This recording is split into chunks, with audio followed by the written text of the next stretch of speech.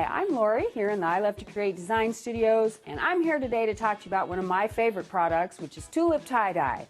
I'm going to give you some helpful tips and techniques so that you can get the best possible result with this great product. The first thing you want to do is set up your work surface.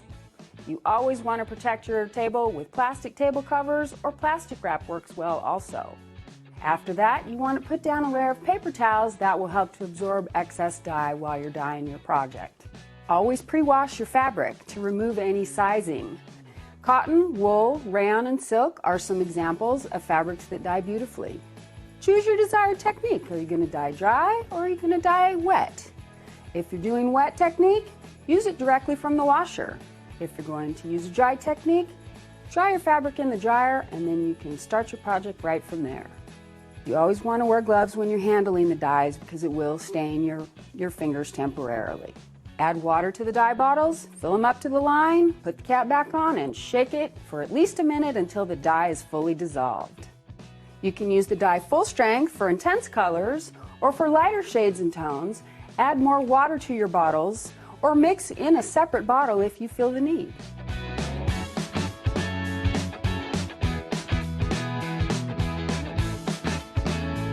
Don't add water to your dye until you're ready to use it.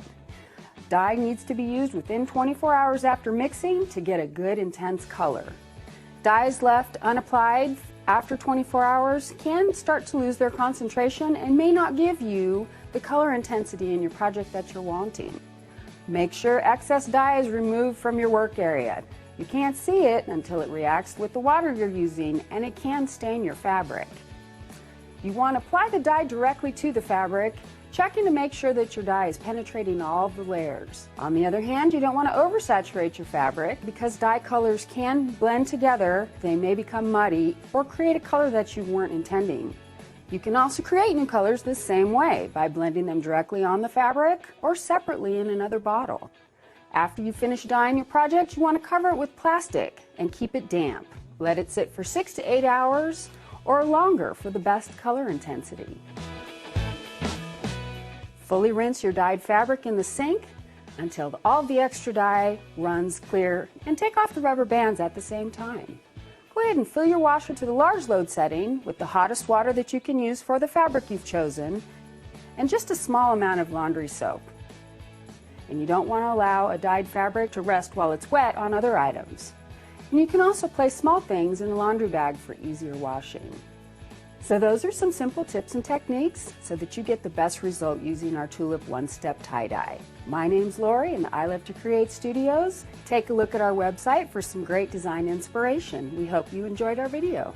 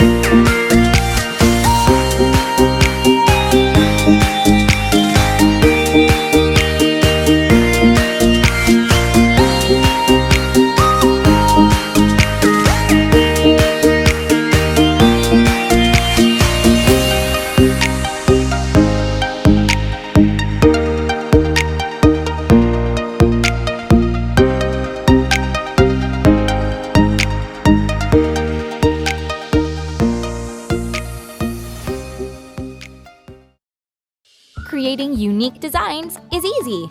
First, wet your shirt for color blending, or leave it dry for stenciling. Second, twist, scrunch, band, or use stencils to create your unique design. Third, shake the tie-dye bottle and spray on the colors you choose while holding the nozzle close to the clothing. Fourth, let your shirt air dry completely. And lastly, heat set the dye with either an iron or by placing in the dryer for 30 minutes. It's that simple.